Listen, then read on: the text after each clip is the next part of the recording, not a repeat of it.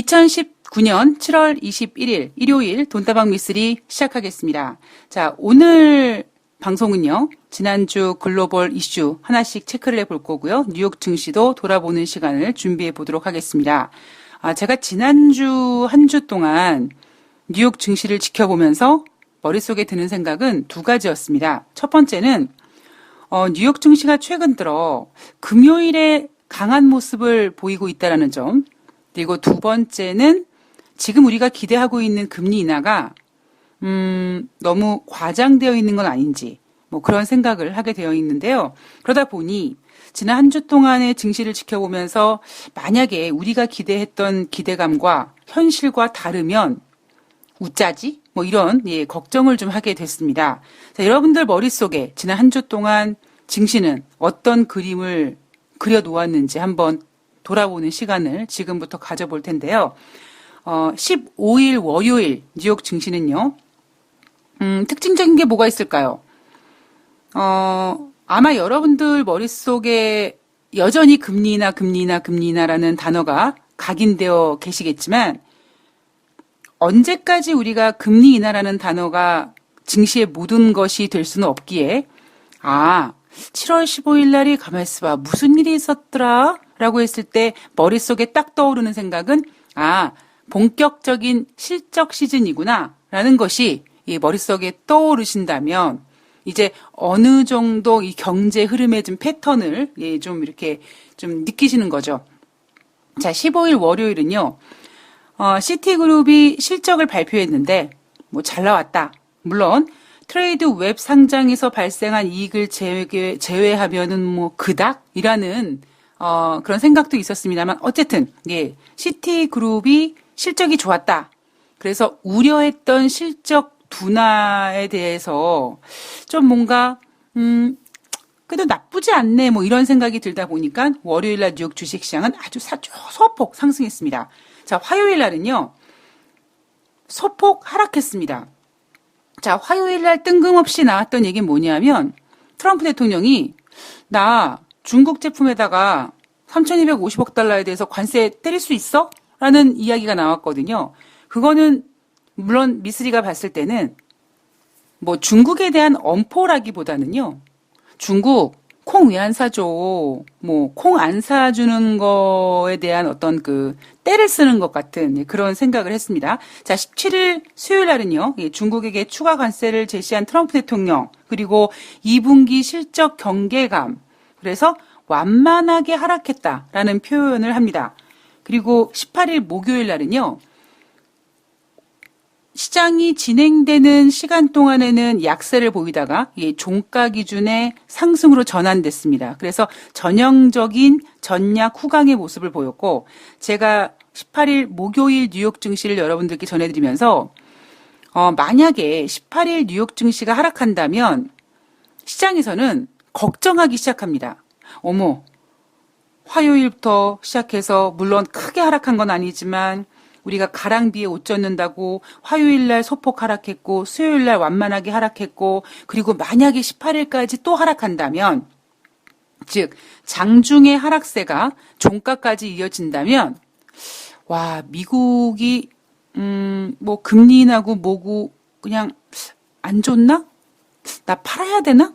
매도 주문 낼까? 뭐 그런 심리를 자극할 수 있다 보니 목요일 날은 어떻게 해서든지 종가 관리를 해줘야 되는 그런 장이었다라고 제가 말씀을 드렸습니다. 그리고 19일 날은 사실 이날은요.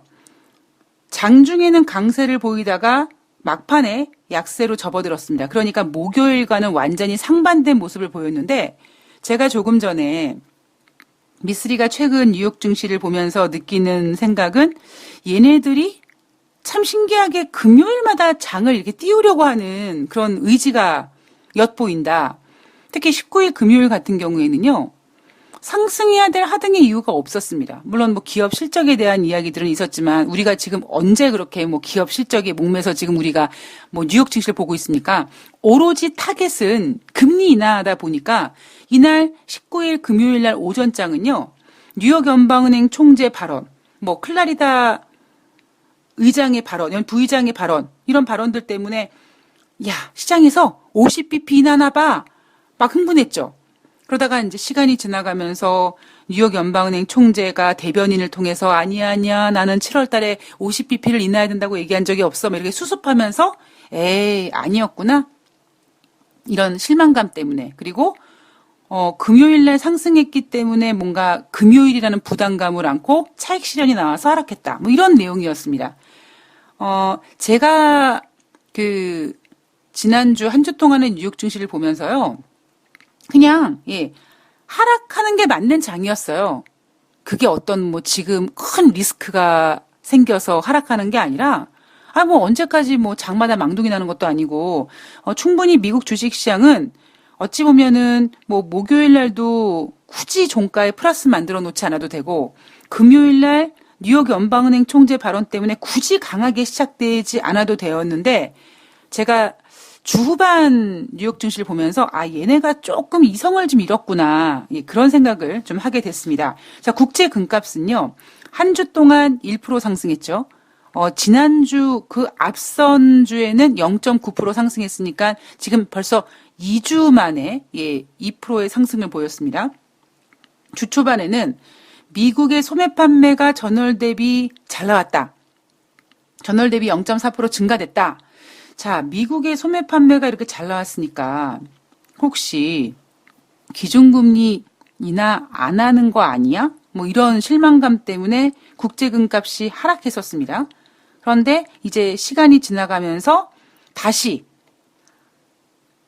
50bp를 인하하느냐, 25bp를 인하하느냐 이런 갑론을박이 진행되면서 금리 인하 기대감으로 7월달 25bp 금리 인하 가능성은 65%밖에 안 되지만 여기서 제가 65%밖에 안 된다고 얘기했던 건 뭐냐면 지금 7월 말에는 당연히 금리 인하를 이제 하는 것이 당연한데 그럼에도 불구하고 아직까지 25bp가 65%밖에 되지 못했다라는 점. 그 이유는 뭡니까? 여전히 시장에서는 50bp 가능성을 기대감으로 키우고 있기 때문에 25bp 금리 인하 가능성이 65%밖에 안 됐다라는 이야기를 해드렸습니다. 그리고 자연스럽게 50bp 인하 가능성도 다시 살아나다 보니 국제 금값이 매력적으로 부각됐죠. 그래서 국제 금값은 한 주 동안 1% 상승했습니다. 2013년 5월 이후 가장 높은 수준이라고 하죠. 자, 국제 유가는요. 한 주 동안 7.6%씩이나 하락했습니다. 자, 상승 요인은 딱 두 개밖에 없었는데 이 상승 요인이 굉장히 큰 요인이 하나 있었고요. 하찮은 요인이 하나 있었습니다. 그런데 이 상승 요인으로서 가장 큰 요인조차도 글로벌 경기 둔화 우려감이라는 그 하락 요인에 기지개를 펴지 못했던 한 주였습니다. 국제유가의 상승 요인은 뭐였냐면 미국과 이란의 긴장감, 미국과 이란의 긴장감, 미국과 영국의 긴장감, 미국과 연합군의 긴장감. 자, 그리고 두 번째 상승 요인은 미국의 원유 시추기 가동 건수가 전주 대비 5개 감소해서 지금 779개가 가동 중이다. 몇 달 전만 해도 미국의 원유 시추기 가동 건수는 제가 기억하기로 830개가 넘어갔던 적이 있었는데 미국도 이제 원유 생산을 조금 줄이고 있는 듯한 그런 느낌을 받을 수 있을 것 같습니다. 자, 하락 요인은요. 무려 5개입니다. 근데 너무나 강력해요. 그리고 타겟이 뭐냐면 딱 한 가지입니다. 국제유가 하락 요인이 뭡니까? 글로벌 경기 둔화 우려감으로 인한 수요 감소 걱정. 이겁니다. 첫 번째 국제에너지기구가 원유가 사용되는 그 수요가 줄어들 것 같은 우려감 때문에 올해 하루에 일일 평균 120만 배럴 정도 쓸 것 같았는데 아니야. 110만 배럴로 낮춰야겠다. 이런 거 좀 준비하고 있다라는 보고서가 나왔고요. 두 번째는 이 모든 이유들이 바로 글로벌 경기 둔화 우려감 때문에 그리고 미국의 주간 원유 재고량이 시장 예상은 360만 배럴 감소할 거라고 그랬는데 312만 배럴밖에 감소되지 못했다라는 점. 즉 예상보다 덜 감소됐다라는 점. 그리고 무엇보다 휘발유와 정제유가 야 니네 미국 드라이빙 시즌이라며. 아니 기름 많이 쓸 거라며. 그런데 휘발유와 정제료 재고가 증가됐습니다. 그리고 허리케인 베리 영향으로 그동안 멕시코만의 어떤 정유시설들이 가동을 멈추고 뭐 이렇게 피신시키고 뭐 이랬는데 그 허리케인 베리가 열대성 폭풍으로 약화되면서 멕시코만의 생산량이 80%까지 회복이 됐다. 즉 미국, 멕시코만의 생산량이 증가됐다. 이건 결국 뭡니까? 공급이 그동안 공급을 못했었던 어떤 그 허리케인 영향이 없어지면서 다시 공급이 제자리로 회복이 됐다. 그리고 아주 살짝 나왔던 이슈가 뭐였냐면 미국과 이란의 협상 가능성이었죠. 트럼프 대통령이 얼마 전까지만 해도 뭐 인내심을 가지고 기다리겠다. 그래서 제가 이게 무슨 글로벌 유행어다. 이렇게 말씀드렸죠. 그래서 김정은도 뭐 인내심을 가지고 뭐 유지하겠다. 하다못해 미쓰리도 저도 인내심을 가지고 뭐 지켜보겠습니다. 이런 얘기 했던 기억이 나는데요. 최근 트럼프 대통령이 북한과의 관계에서도 그렇고요. 이란과의 관계에서도 그렇고 진전이 있었다라는 표현을 씁니다. 그 진전에 대해서는 구체적으로 얘기는 하고 있지는 않고요. 미국과 이란 간의 협상 가능성은 트럼프 대통령이 이란과 대화할 수 있다. 자, 그런데 전제 조건이 있었습니다. 이란이 뭐 핵 협상에 관련돼서 즉 편하게 얘기하면 이란이 미국 말 잘 들으면 협상할 거야. 이거죠. 그런데 이란 입장에서는 웃기고 있네. 이런 식입니다. 제가 이러한 이야기 해드리면서 여러분들께 가장 간곡히 부탁드리고 싶은 게 뭐냐면 인간이라는 동물은 나에게 이득이 되기 위해서 모든 걸 다 들어야 되는데 내가 듣고 싶은 것만 듣게 되고 내가 보고 싶은 것만 보게 되다 보니 내가 보지 않은 부분에 대해서 문제가 발생되면 언제든지 뒤통수 맞을 수 있다. 저기 건강은 괜찮으십니까? 이런 질문에 건강검진 했는데요. 뭐 간 수치만 좀 빼고 다 좋아요. 아니 간 수치는 왜 빼냐고요.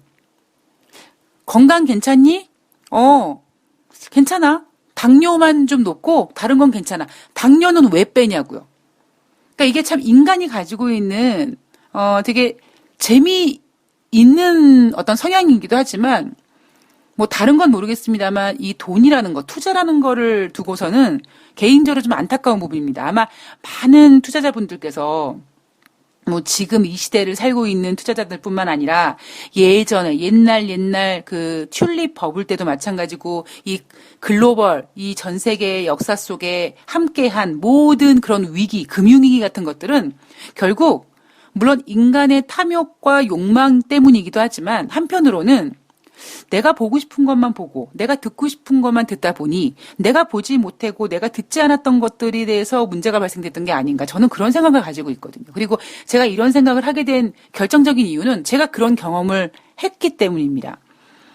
자, 앞으로요. 지금 그 정말 인간의 새치의 혀 하나로 뭐 그게 트럼프 대통령 발언이든 뭐 이란의 루하니 대통령이든 시진핑 주석이든 김정은이든 뭐 아베든 어떠한 그런 그 어떤 권력자들 입에서 나오는 그 새치혀로 통해서 나오는 한마디 한마디 때문에 이 금융시장이 지금 휘청휘청하거든요.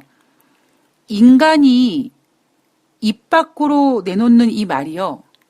얼마나 다양한 그 생각을 하게끔 만들고 얼마나 많은 해석을 하게끔 만드는지 모릅니다. 그래서 어느 때보다도 지금 정치적인 상황, 외교적인 상황이 이 주식시장에 영향을 많이 끼치는 그런 상황이라는 걸 잊지 마시고 여러분들께서는 어떤 정책자들이 하는 이야기들을 여러분들이 듣고 싶은 대로만 듣지 마시고 그들이 진짜 도대체 무슨 생각을 하고 있는지 여러 번 한번 생각해 보시기 바랍니다. 우리 속담에 10길 물속은 알지만 한 길 사람 속은 모른다라고 했습니다. 그 마음속을 모르는 그 사람이 내뱉는 말을 우리가 원하는 대로 듣지 말자라는 거죠. 우리 베르루벤스님께서 제가 어제 방송에서 뉴욕 연방은행 총재가 아마 연준 부의장이 되고 싶어서 트럼프한테 잘 보이기 위해서 그런 얘기했나? 왜냐하면 트럼프 대통령은 뼛속까지 비둘기인 세인트루이스 연방은행 총재가 금리 인하에 너무 우호적이다 보니 하다못해 지난 6월달 금리 결정 회의 때 유일하게 금리 인하 카드를 던진 사람이다 보니 예쁘게 보일 수밖에 없고, 그래서 지금 세인트루이스 연방은행 총재가 지난번에 그 트럼프 대통령이 앉히려고 했던 2명의 인사가 이제 낙마된 다음에 그 빈자리를, 연준 이사 자리를 좀 앉히려고 세인트루이스 연방은행 총재를 후보로 좀 내세웠거든요. 뉴욕 연방은행 총재 입장에서는 트럼프 대통령은 비둘기를 좋아하는구나. 권력자한테 잘 보여야지. 그래서 공격적이고 빠르게 금리 인하 이런 타령을 한 게 아닐까. 그리고 제가 이런 얘기를 해드렸더니 이제 아유 세상 나쁜 놈이네요라고 하는데, 글쎄요. 그게 뭐 나쁘다라고 얘기하기보다는 물론 아닐 수도 있고요. 뭐 우아하고 뭐 품위 있는 윌리엄스 그 뉴욕 연방은행 총재가 뭐 그렇게 했겠습니까마는, 예, 하찮은 미쓰리가 아주 그냥 그 인간의 저 밑바닥에 있는 그런 그 지저분한 그런 것들까지 다 헤쳐서 생각해 본다면 뭐 생각할 수 있는 가능성 중에 하나긴 하거든요. 그러면 인간이 자기 거를 지키기 위해서, 내가 더 많이 갖기 위해서 사람도 죽이고 뭐 다른 나라도 침범하고 뭐 그러는 동물이 인간인데 뭐 그게 나쁜 놈이겠습니까? 권력 앞에서는 다 그런 거죠. 예. 자, 뉴욕 연방은행 총재가 여하튼 저는 지난주 금요일 날 뉴욕 증시에서 사고를 쳤구나라는 생각을 저는 개인적으로 좀 했습니다. 자, 미국과 이란의 협상 가능성, 얘기는 했지만 그 뒤에 나오는 이야기들, 뭐 이란이 영국의 유조선을 납치했고 미국이 이란에 들어온 길을 격추했고, 이게 뭐 진전이고 나발이고 이런 거 없이 상황이 점점 격화되고 있습니다. 제가 이제 토요일 날 나온 기사들을 봤더니요, 여러 가지 기사 내용이 있는데 요거는 오늘 제가 지난주 돌아보기 하는 시간이 워낙 좀 많이 좀 지연되다 보니까 요 이야기는 제가 내일 다시 한번 전해드릴 텐데요. 간단하게 말씀드리면은 이란이 지난번 영국 유조선 억류했다고 전해드렸는데, 원래는 2척을 억류했다가 한 척을 풀어줬다고 하죠. 그리고 트럼프 대통령은 100명을 추가 배치할 거라고 하고 있습니다. 500명을요. 예. 왜 500명밖에 추가 배치 안 할까요? 지난번에 여러분 기억하십니까? 이란에다가 파병할 것이냐라고 트럼프 대통령한테 묻자, 그때 16만 명이었나요? 21만 명이었나요? 하여튼 꽤 많은 숫자를 이란에다 파병할 것이냐 물었더니 트럼프 대통령이 아니다, 가짜 뉴스다, 뭐 이랬습니다. 제가 그때 뭐라고 짚어냈냐면, 기자가 질문을 잘못한 것이다. 왜냐하면 예를 들면 이 트럼프 대통령, 당신 이란에다가 12만 명 파병할 겁니까? 라고 물어봤을 때, 아니 나 11만 9천 명 파병할 건데? 라는 생각을 갖고 있으면 당연히 그 질문에 아니라고 얘기하겠죠. 그러니까 기자는 트럼프 대통령 이란에다가 파병하는 거 맞습니까? 라고 질문을 했어야 됩니다. 그래서 제가 이런 얘기 해드리면서, 트럼프 대통령한테 질문하는 기자들은 트럼프 대통령의 마음을 읽기 위해서 질문을 아주 잘해야 됩니다. 그런데 제가 그때 이런 얘기 드렸죠. 예를 들면 한꺼번에 12만 명은 파병하지 않아도 찔끔찔끔, 뭐 1000명 파병하고 추가로 또 파병하고 그러면 티끌 모아 태산이라고, 티끌 모아 엄청난 12만 명이 될 수 있습니다. 그것처럼 지난번에 트럼프 대통령은 1000명을 파병했고요. 그리고 이번에 추가적으로 500명을 파병합니다. 자, 그러나 많은 군대를 배치하진 않아요. 왜냐하면 연합군을 만들 거기 때문에 굳이 미국이 많은 병력을 배치할 필요는 없는 거죠. 어찌 보면 관리격으로 이제 연합군이 만들어지면 결국 그 연합의 총 책임은 미국이 관리할 거니까 관리격으로 조금씩만 배치한 거죠. 이 얘기는 이란과 미국 간의 갈등 이야기는 내일 다시 전해드리도록 하겠습니다. 자, 지난주 발표된 경제 지표를 보면은요. 총 8개의 경제 지표가 발표가 됐습니다. 우선 7월달 엠파이어 스테이트 지수가 6월달에 마이너스 8.6이었는데 7월달에 4.3으로 상승했다. 자, 엠파이어 스테이트 지수, 그리고 또 하나 필라델피아의 7월달 연방은행 지수는 6월달에 0.3이었는데 7월달에 21.8로 크게 상승했다. 자, 얘네들은요 기준선이 0입니다. 변동폭이 크다고 말씀드렸죠.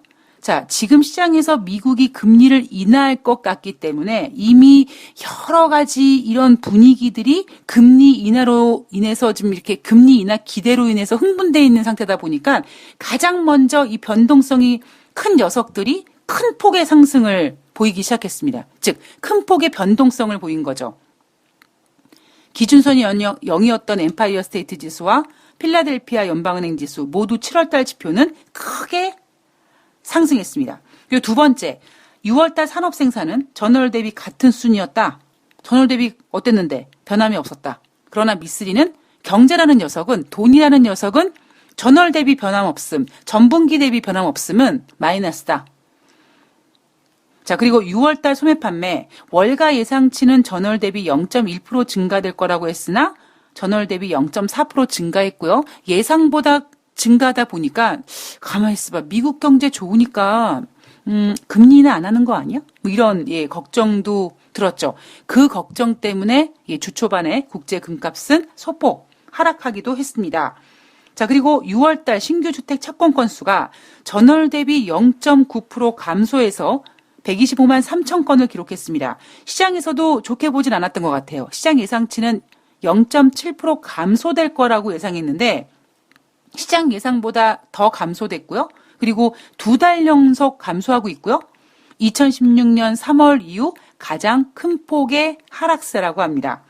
그리고 주간 신규 실업상 청구 건수 전주 대비 8천 명 증가해서 21만 6천 명을 기록했다. 시장에서도 21만 6천 명을 예상했다. 그러면 시장 예상치에 부합했어요 라고 하기에는 젠장 맞을. 시장 예상치를 너무 높게 잡았네. 조금 뭔가 민망해요. 그래서 이렇게 시장 예상치에 부합했다. 혹은 시장 예상치보다 주간 신규 실업상 청구 건수가 증가했다. 그랬을 때 나오는 멘트가 있죠. 그럼에도 불구하고 이 주간 신규 실업상 청구 건수의 기준선은 30만 건이기 때문에 여전히 30만 건 밑에 하회하고 있으니 미국의 고용은 튼튼하다. 이거는 그냥 고정 멘트입니다. 자, 6월달 경기 선행지수 5월 대비 0.3% 감소해서 111.5를 기록했고요.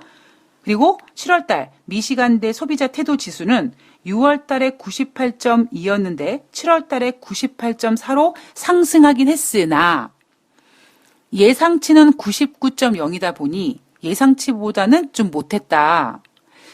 근데 이 미시간대 소비자 태도 지수는 기준선이 100이고요.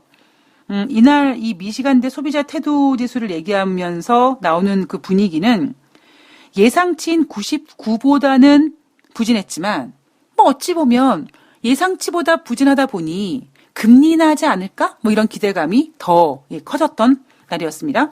자, 그리고 연준의 베이지북이 주중에 발표가 됐습니다. 미국 경제가 완만하게 성장하고 있다. 지난 4월달 베이지북에서는 다소 미약한이라는 단어가 있었는데 17일 발표된 베이지북에서는 자, 6월 15일부터 7월 초까지 미국 경제는 다소 미약한이 아니라 완만한 속도로 성장했다라고 했습니다. 미국과 중국의 무역 협상이 경제 성장의 리스크로 작용이 되고 있고 미국 경제는 대체로 향후 몇 달간은 긍정적일 것이다. 자, 향후 몇 달간 긍정적일 것인데 왜 50bp 금리 인하를 자꾸 논할까요? 저는 연준은 50bp 금리 인하를 생각하고 있지 않아요. 근데 자꾸 시장에서 부추기는 거죠. 제가 가장 안타까운 부분이 뭐냐면 왜 정치랑 안 어울리는 분들이 정말 이렇게 이렇게 좋은 분들이 어떤 분야에서 전문가이시고 그다음에 인성이라든가 그분들의 성격이라든가 그러니까 성과라든가 이런 것들이 참 이렇게 어떤 그 국민들한테 추앙을 받아 마땅한 그런 좀 좋은 분들 계시잖아요. 근데 그런 분들이 본인은 처음에 그런 권력의 욕심이 없는데 자꾸 주변에서 이렇게 충동질을 하죠. 그러니까 우리가 흔히 얘기하는 등 떠밀려서 이렇게 뭔가 하게 되지 않습니까? 그것처럼 지금 연준은요, 50bp를 금리 인하할 생각이 없어요. 그런데 누가 지금 자꾸 등 떠미냐 하면, 누가 자꾸 불안하게 만드냐 하면 시장에서 야, 어차피 금리 인하 할 거니까 좀 화끈하게 해봐. 야, 지금 여기저기서 지금, 야, 뭐 미쓰리가 그러는데 인류 역사상 한 번도 겪어보지 못했던 유동성이랬는데 이 유동성에서 25bp 금리 인하한다고 그 유동성이 뭐 찡긋하긴 하겠냐? 콧방귀 끼지? 그러니까 50bp 확실하게 인하해서 뭔가를 좀 보여줘야 될 것 같아. 이렇게 지금 시장이 50bp를 등 떠밀고 있습니다. 연준은 아마 제가 얼마 전에 제롬 파월 연준 의장 명줄이 줄어들 것 같다라고 말씀드렸는데 연준 입장은 이거죠. 젠장 맞을 25bp 금리를 인하해야 될 것 같은데 만약에 25bp 금리를 인하하면 시장에서는 50이 아니네. 아이고 실망했어. 라고 주가가 빠지면 그럼 또 트럼프 대통령 당장 트위터에다가 저 제롬 파월 연준 의장을 제끼고 드라기 총재를 앉혀야 된다는 둥 뭐 지금 그러겠죠. 뉴욕 연방은행 총재를 앉히고 싶다 뭐 이런 얘기 또 올라오겠죠. 아마 제롬 파월 연준 의장은 이 시장에서 지금 계속 노래를 부르고 있는 50bp 인하에 대해서 상당한 스트레스를 받고 있을 거라고 저는 생각을 합니다. 자, 월스트리트 저널에서는요, 이번에 발표된 베이지북은 미국 경제가 조만간 침체 국면에 빠져들 가능성은 별로 없다라는 것을 재확인했다라고 합니다. 근데 왜 50bp 금리 인하를 하려고 하냐고요. 그리고, 뭐 당분간 침체 국면에 빠져들 가능성이 없는데 왜 예방적 금리 인하를 합니까? 즉 그 얘기는 뭡니까? 얘네들이 지금 자기네들이 하는 얘기가 앞뒤가 똑같은 전화번호 이것도 안 되는 거죠. 앞뒤가 다르다는 겁니다. 미국 경제는 좋아. 침체에 빠질 것 같진 않아. 근데 예방적으로 금리 인하를 할 거야. 근데 50bp도 하고 싶어. 지금 우리가 사공이 많으면 배가 산으로 간다고 하지 않습니까? 지금 시장에서 너무나 이 부르는 노래가 마치 합창단이 이 화음의 조화를 이뤄서 아름다운 노래를 부르는 게 아니라 각자 부르고 싶은 목소리로만 소리를 내다 보니까 지금 불협화음이 나는 겁니다. 만약에 여러분 생각해 보세요.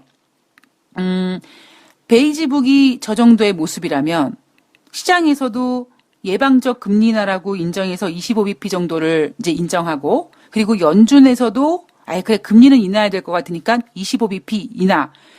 이게 이렇게 조화를 이루면 우리는 염려하지 않을 겁니다. 우리 청취자님께서 다른 팟빵도 들으시는 것 같은데 다른 팟빵에서는 지금 두 갈래로 나뉘는 것 같다고 합니다.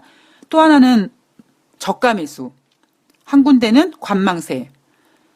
자, 근데 만약에 연준과 시장에서 똑같이 25bp를 원하는 쪽으로 화음을 맞춰준다면 지금 다른 전문가들이 뭐 분할 매수가 아니라 저가 매수니 관망세니 이렇게 의견이 나눠질 이유가 없죠. 아마 이렇게 나눠질 겁니다. 금리를 25bp 인하하면 좋아질 거예요. 그러나 미리 증시에 선반영될 거예요. 정도로만 의견은 모아지겠지만 결국에는 금리 인하가 증시에 선반영되더라도 결국 금리 인하가 뭔가 경제에서 불러일으키는 이런 그 좋은 분위기는 공감할 겁니다. 근데 지금 가장 큰 문제가 뭐냐면 같은 경제방송을 이렇게 하는 이 바닥의 전문가들이라는 분들도 이렇게 의견이 갈리는 것처럼 갈리는 이유가 결국 시장에서 연준이 가고자 하는 그 길과 시장에서 가고자 하는 길이 다르다 보니까 이게 지금 부조화가 일어나는 거예요. 이게 너무, 그러니까 저는 이 모든 죄가 일단 1번 트럼프, 2번 제롬 파월 연준 의장, 그리고 제가 가끔씩 방송에서 트럼프 대통령이 상당히 많은 잘못을 하고 있지만 가장 큰 잘못을 한 게 무엇입니까? 바로 제닛 옐런 연준 의장을 연임시키지 않은 겁니다. 지금 저는요. 제롬 파월 연준 의장이 이 모든 상황을 만들었다고 생각을 해요. 작년에 9월 달에 히든카드 날리고 금리 인상하고 12월 달에 또 금리 인상하고 12월 달에 금리 인상해서 증시가 개박살나니까 1월 달에 비둘기열하고 손들고 갑자기 또 그냥 횡설수를 하고 있습니다. 제가 그랬죠? 트럼프 대통령이 가장 잘못한 일 중에 하나, 제롬 파월 연준 의장을 연준 의장이 앉혔다라는 점. 그리고 이제 트럼프 대통령 지도 싫어해요. 본인도 자기가 제니 옐런 연준의장 제껴놓고 자기가 앉혀놓은 그 제롬 파월 연준의장 마음에 안 들어서 뭐 드라기 총재 같은 사람을 앉혀야 된다 이런 얘기하죠. 자, 통화 정책자가 여러분, 그러니까 통화 정책자뿐만 아니라 어떤 조직의 리더, 뭐 이런 리더라는 자리가 그 리더라는 자리가 주는 어떤 그 혜택 같은 것도 있지만, 그죠? 그 해야 되는 엄청난 그 임무가 한 사람만 벌어먹이고 그런 게 아니라 그 사람들이 그 입으로 나오는 그 한마디에 얼마나 많은 것들이 영향을 받습니까? 그만큼 중요한 자리가 저는 리더라고 생각을 합니다. 제가 지금 글로벌 경제라든가 이런 것들이 엉망진창이고 이런 이유가 미국 대통령, 트럼프 대통령은, 글쎄요, 자기 입으로는 아메리칸 퍼스트를 외치지만 오로지 자기가 대통령 또 하고 싶은 개인적인 욕망 때문에 저는 불만스러운 거고, 시진핑 수석 같은 경우에는 어쨌든 간에 마찬가지죠. 시진핑 수석도 본인의 어떤 권력을 유지하기 위함이죠. 그러다 보니 사회주의 국가라는 그러한 그 영향력으로 제가 어제 방송에서 그랬죠. 아마 중국은요. 지금 이미 금융위기가 터졌을지도 모른다. 그런데 그거 외부적으로 공개되지 않도록 어떻게든지 입 틀어막고 그렇게 하고 있을 거다. 아베도 마찬가지고요. 그러니까 지금 글로벌 경제는요. 글로벌 경제 정치는 지난번에 금융위기를 한번 겪고 그다음에 다시 일어나다가 유럽발 금융위기를 겪고 그 과정에서 다시는 배고프고 싶지 않고 어떻게 이번 기회에 한번 그냥 한번 좀 우뚝 서봐? 이러한 그 개인 이기주의, 뭐 자국 이기주의가 너무 팽배합니다. 이러면 결국요. 그냥 진짜 엉망진창 되는 거거든요.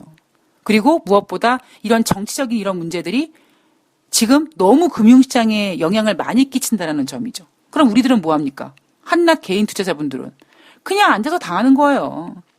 그 위에서 그냥 하는 거 족족이 그냥 우리는 그냥 두들겨 맞는 것 뿐입니다. 자, 2부에서 글로벌 이슈 체크 하나씩 꼼꼼히 체크를 해 보도록 하겠습니다. 2부에서 뵐게요.